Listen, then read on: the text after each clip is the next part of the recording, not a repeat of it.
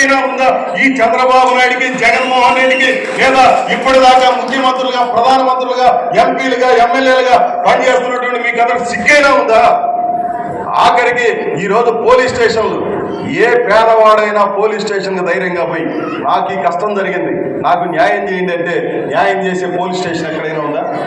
ఏ రకంగా తయారైన పోలీస్ స్టేషన్లో ఎవడు అధికారంలో ఉంటే వాడి మోచేతి నీళ్లు తాగే దొంగల కంటే హీనమైన సంస్కృతి ఈరోజు పోలీస్ స్టేషన్లో వచ్చేసింది.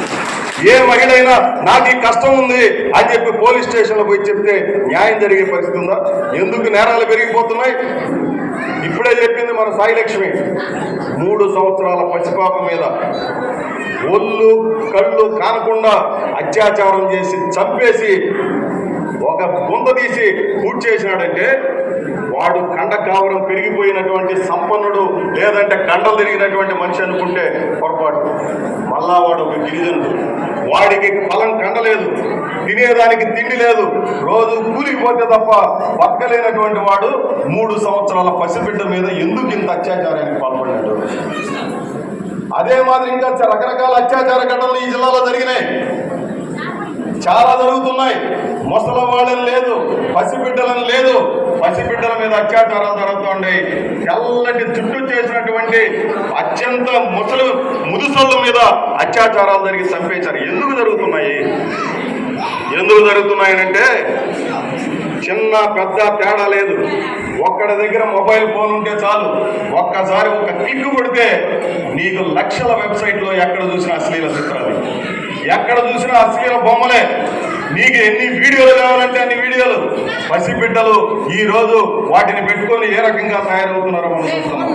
వీళ్ళు మనకు నీతి నేర్పించాల్సినటువంటి వాళ్ళు, విలువలు నేర్పించాల్సినటువంటి వాళ్ళు, గదవలందరూ కూడా మనకు ఎమ్మెల్యేలు, ఎంపీలు అయిపోయి అసెంబ్లీలో కూర్చొని బూతు బొమ్మలు చూస్తా, బూతు వీడియోలు చూస్తా, వీళ్ళు సమాజానికి ఏం చెప్తారు?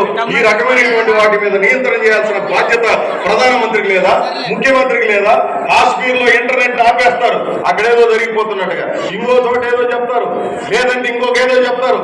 ఇక్కడ నేను అడిగేది కేంద్ర ప్రభుత్వాలు, రాష్ట్ర ప్రభుత్వాల్ని, భూత చిత్రాలను నిషేధించలేరా? అశ్లీల చిత్రాలను నిషేధించలేరా? పసిబిడ్డలు వాళ్ళకి ఏమీ తెలియదు. హై స్కూల్లో పిల్లలు కూడా ఈరోజు అత్యాచారాలు కొట్టుపెట్టే ప్రమాదకరమైనటువంటి పరిస్థితి వచ్చిందంటే ఎందుకు వచ్చింది? మీకేం బాధ్యత లేదా?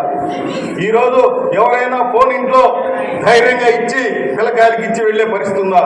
ఎందుకు ఈ రకమైనటువంటి పరిస్థితి ఏర్పడింది అని అంటే సమాధానం చెప్పేవాడు ఎవడైనా ఉన్నాడా? ఏమీ లేదు. మళ్ళా చూస్తున్నాం మనం, విద్య, వైద్యం, ఉపాధి ఏమీ లేదు. ఎవడైనా పసిబిడ్డను చదివించుకునే పరిస్థితి ఉందా?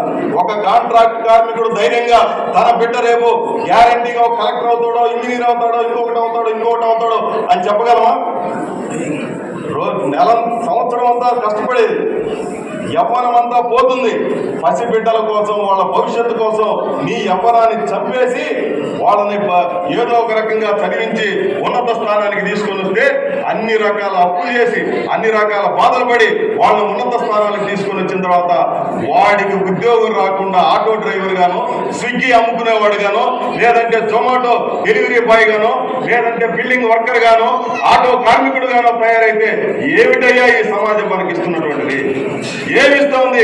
ఈ పార్లమెంటుల్లో, అసెంబ్లీల్లో, చట్టసభల్లో మీరేం చర్చిస్తా ఉన్నారు?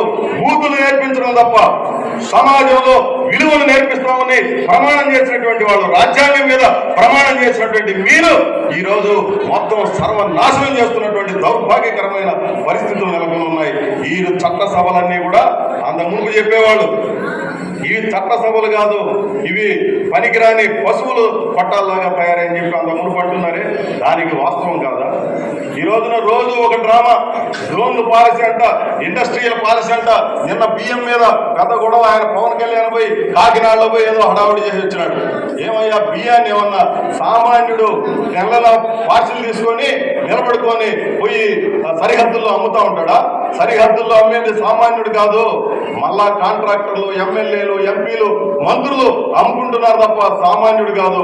మళ్ళీ ఈ ఉచిత బియ్యం పథకాన్ని రద్దు చేయడం కోసం ఒక కుట్రపూరితమైనటువంటి డ్రామా నడుస్తుంది. మనం అందరూ అర్థం చేసుకోవాల్సినటువంటి అవసరం ఉంది.